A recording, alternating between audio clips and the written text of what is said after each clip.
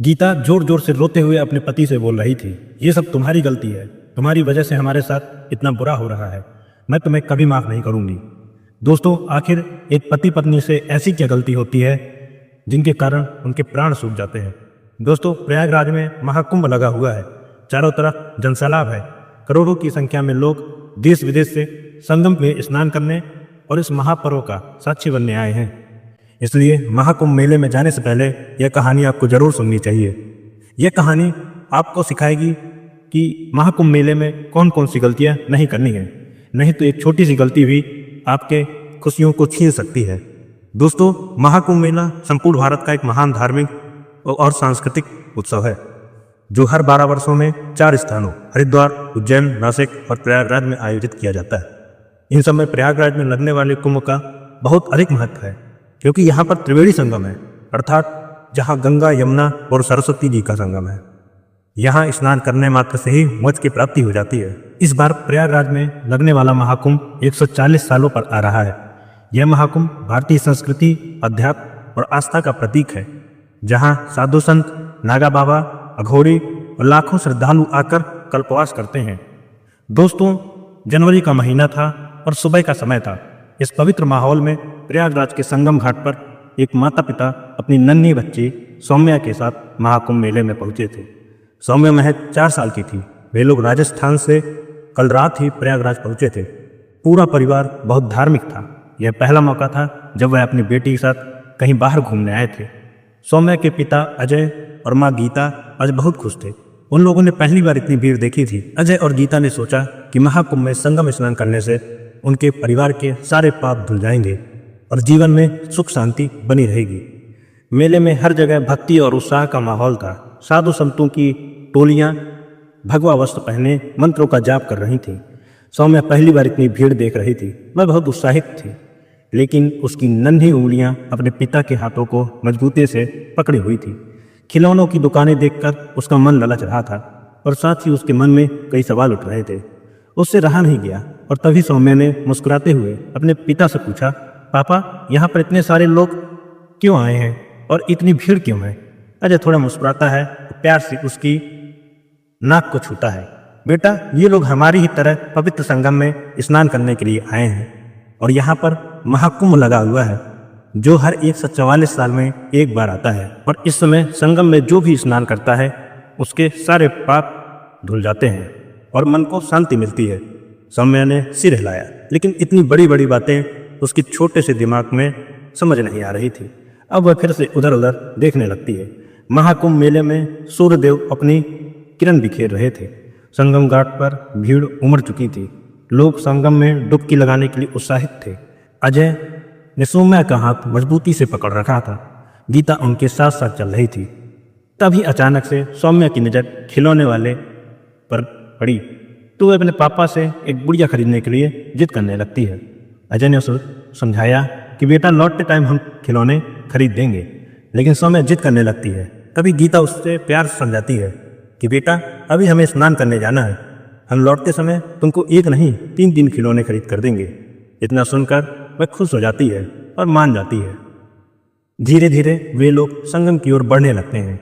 संगम जैसे नज़दीक आता है तो तीनों लोग माँ गंगा को स्पर्श करते हुए प्रवेश करते हैं। गीता गंगा मैया का वंदन करती है। अजय ने सौम्या को अपने गोद में उठा लिया और गंगा जल से उसकी छोटी छोटी हथेलियाँ धोईं। सौम्या ने मासूमियत से पूछा, पापा, ये पानी इतना ठंडा क्यों है और लोग इस पानी को अपने साथ क्यों ले जा रहे हैं? एक साथ इतने सवाल सुनकर अजय और गीता हंसने लगते हैं कि बेटा, थोड़ा आराम से, इतनी जल्दी क्या है, मैं सब कुछ बताऊंगा। अजय ने मुस्कुराते हुए कहा, यह पवित्र जल है बेटा, इससे मनुष्य के सभी पाप नष्ट हो जाते हैं और यह जल गंगा मैया का आशीर्वाद है जो बहुत पवित्र होता है। इस पवित्र जल का उपयोग लोग मंगल कार्यों में करते हैं, इसलिए अपने साथ अपने घर ले जाते हैं। सौम्या को फिर नहीं कुछ समझ में आता है। उसने हाथ सिर में हिला दिया। स्नान के बाद परिवार घाट की ओर लौटने लगता है, लेकिन भीड़ बढ़ती जाती है। चारों ओर लोगों का सैलाब था। उसी बीच अजय का फ़ोन बज रहा था तो वह फ़ोन उठाकर बात करने लगता है और बात करते करते ही आगे बढ़ने लगा। उधर पास में ही अचानक से काफ़ी शोर शराबा मचना शुरू हो गया, जिससे भीड़ में अचानक से खलबली मच गई और फिर भीड़ में धक्का मुक्की होने लगी। तभी पीछे से एक तेज धक्का अजय को लगा और अजय अचानक से काफ़ी आगे बढ़ गया। उसके हाथ से फ़ोन गिरने लगा। जैसे ही वह अपने आप को संभाल पाता, उससे पहले ही सौम्या का हाथ धक्के के कारण छूट गया था। सौम्या घबरा गई और चारों तरफ देखने लगी। उसे अपने माँ और पिता कहीं नहीं दिखे। भीड़ इतनी ज़्यादा थी कि अजय और गीता ने तुरंत सौम्या को ढूंढने की कोशिश शुरू कर दी। अजय ने चिल्लाकर कहा, सौम्या सौम्या कहाँ हो बेटा? गीता की आंखों से आंसू बहने लगे। वह बेहाल होकर भीड़ में इधर उधर देखने लगी। सौम्या भी जोर जोर से रोने लगी। वह भीड़ में रोते रोते चलने लगी।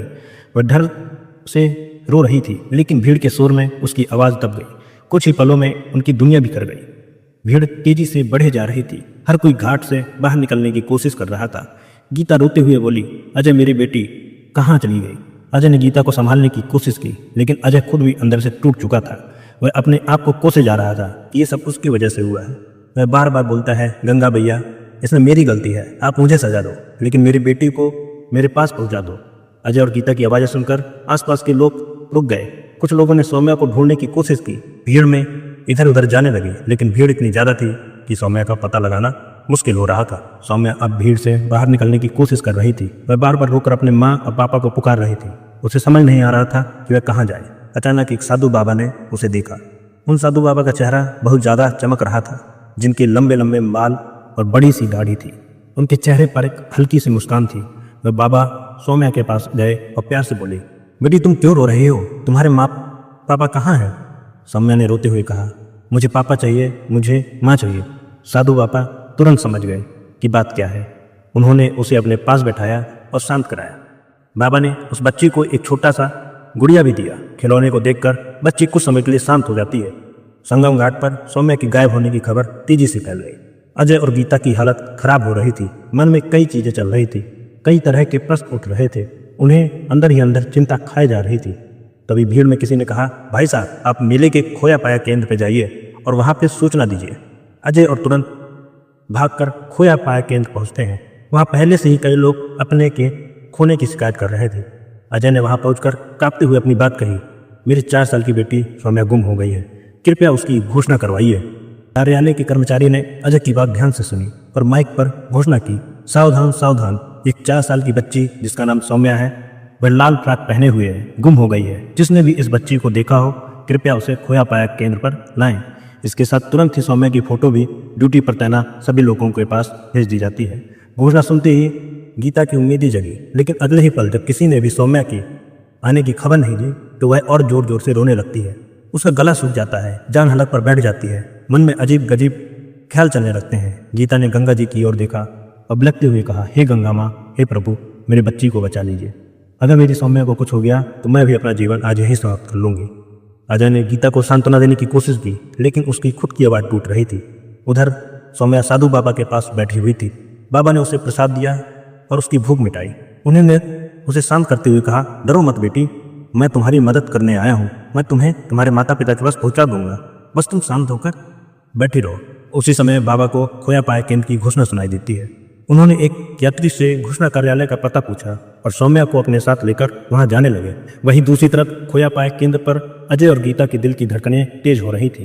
हर बार जब भी माइक से सौम्या का नाम पुकारा जाता तो उनकी उम्मीदें जाग जाती, लेकिन अगले ही पल जब कोई खबर नहीं आती तो उनका दिल फिर से टूट जाता। गीता की आंखें रो रो कर सूज चुकी थी। वह बार बार भगवान को याद कर रही थी। सौम्या जो अब भी घबराई हुई थी, साधु बाबा के साथ चली रही थी। बाबा ने उसे प्यार से कहा, डरो मत बेटी, भगवान ने मुझे भेजा है, मैं तुम्हारे माता पिता के पास ले जाऊंगा। खोया पाया कार्यालय के पास अजय और गीता उम्मीद और डर के साथ खड़े थे। तभी उन्होंने देखा कि एक साधु बाबा अपनी लंबी लंबी दाढ़ी और भगवा वस्त्रों में अपनी गोद में सौम्या को लिए आ रहे हैं। दोनों की खुशियों का ठिकाना नहीं रहता है।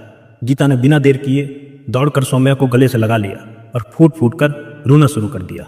सौम्या ने अपनी माँ से कहा, माँ मुझे बहुत डर लग रहा था, लेकिन एक बाबा जी मुझे यहाँ लेकर आए। तभी गीता और अजय ने आसपास देखा तो वह बाबा उन्हें कहीं दिखाई नहीं दे रहा था। उन्हें समझ में नहीं आ रहा था कि उनके साथ क्या हुआ। तभी एक वृद्ध कर्मचारी अजय और गीता के पास आया और बोला, मेले में भीड़ भाड़ हमेशा बहुत होती है, यह जरूरी है कि ऐसे स्थानों पर आप हमेशा सतर्क रहें। बच्चों का हाथ कभी न छोड़ें और उन्हें हमेशा अपनी नज़रों के सामने रखें। यहाँ तक कि भक्ति और आस्था के बीच भी हमें अपनी जिम्मेदारियों का ध्यान रखना चाहिए, क्योंकि हल्की सी भी गलती आपके लिए काफ़ी संकट उत्पन्न कर सकती है। अजय और गीता ने यह सीख दिल से समझ ली। अजय ने अपने पड़ोसियों और रिश्तेदारों को भी यह कहानी सुनाई और उनसे बोला, आप लोग ध्यान से जाइए और मेरी जैसी गलती ना करिए। दोस्तों, भीड़ भाड़ वाली जगहों पर हमेशा बच्चों को अपनी नज़रों के सामने ही रखना चाहिए, उन्हें कभी दूर नहीं करना चाहिए। याद रखें, हमारी सतर्कता ही हमारे परिवार की सुरक्षा है। घाट पर स्नान के दौरान चोर और लुटेरों का भी ध्यान रखना चाहिए। किसी भी अज्ञात व्यक्ति से मदद लेने से पहले सोचना चाहिए और घाटों के पास चैन और रस्सी का सहारा लेकर ही स्नान करना चाहिए और पुलिस प्रशासन की बातों को कभी अनसुना नहीं करना चाहिए। महिलाओं को आभूषण और कीमती वस्तुएं नहीं पहननी चाहिए। भीड़ में आभूषण और कीमती वस्तुओं के चोरी होने की संभावना सबसे ज़्यादा रहती है। इसके साथ ही अनजान लोगों से हमेशा दूर ही रहना चाहिए। दोस्तों, आप सभी इन बातों का ध्यान रखिए और आपकी यात्रा मंगलमय हो, ऐसी हम कामना करते हैं। गंगा मैया हम सभी का कल्याण